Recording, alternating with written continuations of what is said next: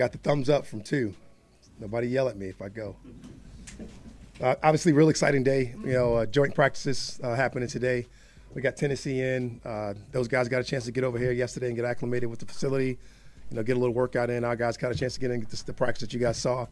And today we'll have a nice full padded joint practice, and we're looking forward to it. With that, I'll open up questions. Coach, where's Clark Phillips and Caleb Johnson? We missed a couple of people in the championship. Clark was down with a rib this week. He'll be out today as well. He'll be, I guess, day to day. So we'll kind of figure out where he's going. Who else you asked about? Caleb Johnson, the linebacker, 53. Caleb Johnson. Was he missing yesterday? He was. Yeah. Did I have Caleb missing? Yes, sir. Caleb is out in personal reasons. We'll have him back pretty quickly. He got good reasons why he's out. He'll be back pretty quickly. I'll let him tell you when he gets back. Okay, good. Nothing injury related. Okay, good. Carlos Washington. Carlos Washington, he went down with a little hammy. So he's dealing with a hamstring issue, and we hope to get him back soon as well. Coach, yesterday, Coach Campbell, it came out that the refs kind of wanted y'all to play, but y'all made the decision not to, and just reflecting on that.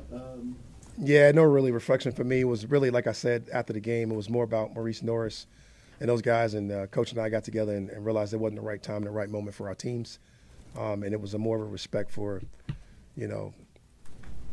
his family and the things that are really important, and our decision was our decision. What would be some of the things you really want to see in the joint practices here over the next few days? Matchups will be one thing. These are the things that I really love. The highly competitive, going against a different color, going against different, skill sets, different schemes, getting a chance to match up your guys with those guys, real high, high level energy, high physicality, simulating that game-like structure versus another team with really skillful players, getting a chance to see this young quarterback that they have go out there and play against our defense and get a chance to see some old faces, whether it be Calvin Ridley, Sebastian J. Joseph, and all those kind of guys going against us on defense. And I'm really fired up to go see all those kind of guys and fired up to see those guys compete against us. Jeffrey Simmons, obviously one of the top D tackles in this league, and you can just say D lineman because he plays all over the board. But obviously, get a chance to get your O-line some high quality tests other than your own people to go out there and play against. I love everything about it. Didn't see Jamal Agnew yesterday. Jamal Agnew is dealing with a small issue that kind of came up last week. He practiced through it one day in our scrimmage, and then we set him out the game. So he was out yesterday. He'll miss some time this week, and then he'll be back shortly. For the ones, is this obviously more important than preseason games? They're not in it, so. I never say more important. I just say I got a lot of value on it. I got a lot of value for me personally. Like I've always talked about how much I love these practices. Getting a chance to set those things up and mitigate injury for coaches has always come to a really, a high level deal for us and something that we love and something that we value a lot. But, I would never say more beneficial than anything other than, us getting an opportunity to practice against like-minded people. What's the difference in evaluating this compared to a preseason game? Say that again. What's the difference in comparing the tape on this compared to a game? It's usually a little bit more high level. In the preseason, it's probably a little bit more vanilla. You get more vanilla looks. You get probably really just man versus man. You get some of those things. And this stuff, you get some coaches working on some different scheme things. And not everything, but you get more things that you can look at, more unscouted looks for your offense, for your defense, for your special teams. It's a really highly competitive practice, which I've been enjoying since I've been in the National Football League.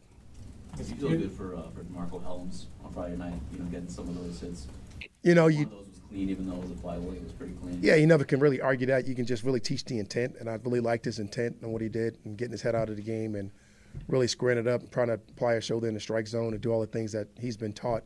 And then, obviously, you love the energy that he brings. Obviously, you got to control a lot of it, but you love the energy, and you're always happy to see a player go out there and enjoy what they do. And DeMarco is one of the guys that definitely enjoys what he does. Him missing, all of last season obviously was a blow to him, but are you happy with, what you've seen from him so far in camp? It wasn't just a blow to him; it was a blow to us. DeMarco sets the tone for us, and every single practice, every single lift, every single time you meet with him, you talk with him.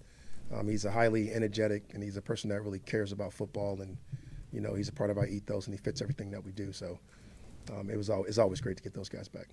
Raheem, I wanted to ask you about some of these players that Sure. the team signed recently. Ronnie Harrison Jr. Working out with linebackers. Is that where you're looking to potentially get in there? Play him a little bit at linebacker. Obviously he came in, worked out with us, and did some really good things. Obviously, he's kind of that hybrid, kind of like Diablo that we signed over the offseason, and he brings that athletic trait to us and some of those type of things that Troy brings, that, really Ellis brings, that all those guys kind of bring. So we're working at a little bit at inside linebacker, and obviously moving around a little bit, do a couple different things, but really looking forward to seeing him today. That's one of the guys. Who else you talking about? And then with Jake Hansen at center, is that an area where you're just looking to try to cultivate some talent? Or? Well, really, you just want to create the competition. Obviously, Gwynny's been working there primarily as our backup. We went out, got a young man, Gray, who did some snaps in college that we really like, was one of our favorite guys. And then we brought some more competition in with Hansen to come in here and get some veteran presence to be able to deal with those guys. Obviously, Newsel played the 8 games for us last year, so you got a really good understanding to feel where he would be when it comes to the real football games. But you just want to make sure you have that high-quality depth behind all of you guys in all your positions. When you talked to Coach Callahan, what's kind of the run of show when you guys kind of work this process out? We really got a really similar practice philosophy, where it'd be what you guys have seen over the last couple of weeks, Zach, where we can go out there and get the 1 thud, no side thuds, 1 thud, then let the runner run and finish and try to get some of those things. Obviously, going after the ball, attacking those things. The major points for everybody, both teams, is keeping the quarterback safe. So staying away from their quarterback, them staying away from ours. Obviously, once we get into the kicking game, some of the same things with the punter and the kicker, staying away from those guys. But really allowing the guys on the outside to get that highly competitive, down the field work or in the trenches working full speed while keeping each other safe and keeping each other off the ground as much as possible. Obviously, those things happen, and those things get a little bit more chippy when it's going against people that are not in your football team. But, for us, it's about the controlled aggression that you have to have within the game and being able to manage that throughout a practice and be able to do those things the right way. I thought Jalen in the game on Friday did some good things against the run, was not as impactful in the pass rush. I'm curious, and obviously a lot of things going his first game and vanilla and so forth. What did you see, and kind of what do you want to see from him the next 2 days? You kind of described them in your thoughts and your vision, but really for us, it was just about getting them out there. Once you get into that competitive edge of those guys going out there, sometimes they put out there in different roles, and he was able to be out there in some of the run roles. We were able to shed off 2 blockers, kind of make a tackle and get involved in a tackle. And when we rushed as a pass group, we really rushed to passer effectively. We were able to cause disruption. I forget what the actual rate was, but I was really pleased with those guys to be able to get after stuff. We missed the sack with Doyless that ended up being a fumble. With our linebacker, I think it was Josh, who caused that fumble. We were able to get after the passer and force him out of the pocket a couple times, do some really good things. Obviously we learned something where we got to grow from in our pass lane and rush lanes, things of that nature, which all come with these guys rushing together.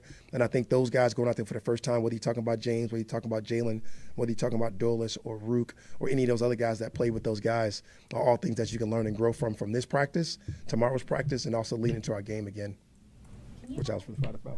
No, you get Tori. A little bit about the vision and plan for someone like D'Angelo Malone and kind of the cross training he's doing a little bit right now at both inside linebacker and more traditional off the edge. D'Lo was awesome in the game. We played him in inside linebacker, I believe, in the first half of the game. And then the second half of the game, we pulled some of those guys, whether it was Jalen or James, we were able to put D'Lo out there at the outside backer position and do some of the rushing things from the outside edge. And he was absolutely phenomenal. He got the 1 penalty. Obviously, hit the quarterback in the head when he was just going all out and kind of made a mistake and kind of hit the quarterback in the head. But I love the rush. I love the intent. I love what he brought an inside linebacker, made a couple plays. I think his cross training and what he does is always special because he is a very specific player that we can put in certain situations to do different things like we did last year. And we know what his major role is for us, right? He's our barnyard bully when it comes to special teams. And we didn't even play him on special teams the other night. It was kind of like, that's kind of like his starting role. And then we kind of develop his roles across the board on the team when it comes to inside linebacker and outside backer. When some of your ones are getting exposure in these practices against their ones, does that influence any thoughts you might have for what they might do Friday night? Yeah, it helps you determine those plans, how much work you got, how much good work you got. That's why they're so important. That's why it's really important to get out there and act as a professional so you can make sure you can endure all the periods and be able to get through all those things. That's really important to us. It's really important to all of us to get that work that we really value. So those guys getting out there, being able to do some of the things versus these guys, whether you ones or you twos, it really can, kind of talk about your workload. And then your threes and your twos, you want to feature those guys within the game setting if that's permitted throughout the week, the course of the week of practice. You made mention off the top about Calvin Ridley, and I know y'all have a really good relationship. But Not good, excellent. Excellent relationship. Oh, yeah. Obviously things here didn't, things ended here. And he now has the opportunity with the Titans that he has, and he seems to be doing well within that organization. What can you kind of say about your relationship with Calvin Ridley and being able to see him play today? I was a Calvin Ridley fan when I left. I was a Calvin Ridley fan when I was gone, and I'm a Calvin Ridley fan now. And everything he's done since he left here, you make mistakes, you learn from him, and you grow. And to watch him go to Jacksonville and absolutely have a bunch of success, and now become signed at the Titans and go out there and be able to have the success that he's having early, getting a young quarterback, really instilling confidence in there, and then getting a chance to see him yesterday walking around as a vet, as opposed to the rookie that I knew that was hanging out in my basement playing video games, was absolutely outstanding. So, to see that young man grow and develop to what he's become, from what he was already, considered a man in his own rights at that state, is absolutely phenomenal for me to watch. And to watch this young man go out there and absolutely play as hard as he does every single day and practice as hard as he does every single day is a pleasure and a joy for me to watch. Raheem, on the defensive side of football, we've been talking a lot of these guys about this attack style front. As a defensive coach, is this something that you've been familiar with or coached at all in the past? And just generally speaking, how do you see it so far in terms of the implementation? It's awesome. Warren Sapp played the attack style. Simeon Rice played the attack style. There's been a bunch of different guys that have jumped off the ball and played that way. Warren was big implementing Ryan Marinelli, talking about playing the run on your way to the passer, and there's no big difference between some of those things. And these guys are doing a nice job of kind of putting it in our system and being able to implement some of those things. Those things could be easily added, easily taken away, easily done. I'm loving what's happening. I'm loving how they're playing on their side of the line of scrimmage. Some of the different things. So it's a lot of fun to watch. We spoke a lot last year about Rook and Dorless and how you were clear that you feel like that the bigger guys in the trenches takes a little bit longer for them to develop. Where would you say they are right now? Because it seems like they're kind of coming to their own in a way. You really got to talk about Dorless. Dorless kind of stood out the other night. He was all over the place. He's playing a couple different spots as well. He's being able to play on the edge. He's being able to play inside. So those things are pretty cool to watch him do that, him and Zach. To be able to watch Rook go out there and kind of develop his whole holistic self in there, 3 technique, and being able to move around, do some different things for us as well. But I'm really fired about all of those guys. Rook last week was limited in our scrimmage and then got a chance to play in the game. So this is a big week for Rook. So I'm really looking forward to both of those guys continue their development, their growth, and what's happening in our system. Where's the nickelback competition with Clark probably having a setback with that? Obviously Clark's not in that mix right now, being out, but you did like Billy Bowman in there. Obviously Alf's in there, and then we also had to add in Mike Ford into playing some of the nickel position for us. And then those are the 3 guys that are probably getting reps that you've seen. Obviously there's always guys behind the scenes that are thinking about it, put some intentionality to it. But those 3 guys you've really been fired up with. Bowman went in the game, made a bunch of plays, whether it been on defense and special teams. Alf went and made some plays, had a couple mistakes out there, but I'm really fired up what that competition is and where they can go. How's the current plan to have Michael and Kirk not play Friday? I would say for the quarterbacks, I would say yes. You'd probably be about spot on. I wouldn't rule them out both completely. Mike for sure. Kurt we'll talk about, but that's probably likely the same prospects for next week. And obviously these practices will determine a bunch the next 2 days. Yeah, just to follow up on that, Joe Burrow and they were talking about Jamar Chase, and they played and it was 15 snaps. Somebody asked him about that. He said it was 15 valuable opportunities to get better. 100%, Jack. Feel that. Where's your core philosophy come from to go your direction as opposed to others in the way you go? I think every team is different and every year is different. They always didn't play that way. They changed this year because they had a couple slow starts there at the Bengals, and they talked about it openly, and they talked about it how they wanted to do it. I think Zach Taylor changed his philosophy based on that this year, trying to get those guys going and get them going fast. And that's their philosophy right now. We did not start slow, and we did not have that issue, so that won't be a philosophy for us. But those things change from a year-to-year basis. This is not like written in stone. There's no hard-headed man upstairs telling us not to do things.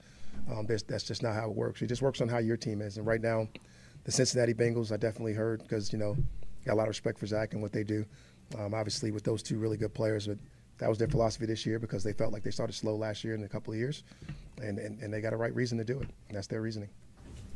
When players such as Carlos Washington gets injured, or anyone in that second team, the 3s range in the middle of camp, how do you balance evaluating what they've already done and what they can do when thinking about 53-man roster? That's the tough part. You gotta think about the 53-man roster. You gotta think about the guys that are gonna be up on game day. You got to think about the guys that are in your practice squad. Obviously, as all of those guys got a chance to get flexed and play for us last year. There's a bunch of guys get flexed, a bunch of guys get moved up. A couple guys maxed out in their flex and they had to actually be on the roster. And it wasn't just because of injury management, because of how do you manage your football team and get the best players out there to be able to play for you and try to win football games. So, like, you got to be able to manage of what they've done, what they bring to the table, what they know, what you know they're capable of versus the person you're watching right now and doing it in those positions. And do you value that person more or you value them less? And, like, for us, we value all our guys so much, and that's what the tough conversations have to happen in a couple of weeks about all these positions. With Jalen, I think I remember when he got here, there was a plan to have him in different spots. He was obviously on the edge. Mm-hmm. But is that still the plan to put him in different places? 100%, Ken. He's been out there moving around. I don't know if you were at practice yesterday. Well, don't ask me a question then, Ken, if you want to have practice. Well, Maria got a chance to watch him move around a little bit yesterday. And, I'll ask Maria next time. she was at practice, and he got a chance to. You want to hear either, Maria? Maria was out, too, so she's out. Mark was here for sure. Got a chance to watch those guys move around, but that's for sure, Ken. He's like he's one of those hybrid pieces that, you watch him doing in college. And with us, you wanted to get him settled in. Obviously, he had like a little small setback with the hamstring, so that kind of slowed down some of that stuff in development. I think that's what we talked about early. I think D-Led panicked about it, is that set him back? No. And it just kind of keep him going. So now that he's back full-time, D-Led, stop being so sensitive. Now that he's back full-time, you'll be able to put him out there and move him around a little bit and more. And we started some of that process this week, and whoever was here yesterday got a chance to see a little bit of it. What do you think of the kicking competition and how Lenny did out there, going 1 for 2, hitting a long one, and then missing in the preseason? It's just like the ups and downs of the football season, right? It was like a Super Bowl when he hit that long one, and then it was like an ultimate downfall when it comes back. But it's just the mentality of a kicker. You got to go out there and keep kicking. Lenny had his game, and then now Kua would get his game this week. Letting those guys go out there and compete. And like I said, man, you got a guy with a bomb, which he was able to display, and then we had a miss. So let's see if we can get those things consistent, and then we'll let Kua go out there and kick this week and let those guys keep competing. Anything else? Give a Darnell Mooney update. It's still the same. He's been out probably a week and a half now. We're kind of just waiting and rolling, and he'll be at a week-to-week basis, and we're just waiting on him. You feel any type of way about week 1? I feel great based on my medical expertise and talking to those guys a week ago. So I feel good about getting him back healthy and ready to go. When? I don't know, but we'll have him back healthy and ready to go this year. Thanks, y'all. Thank you. All right, thanks. Thanks, guys.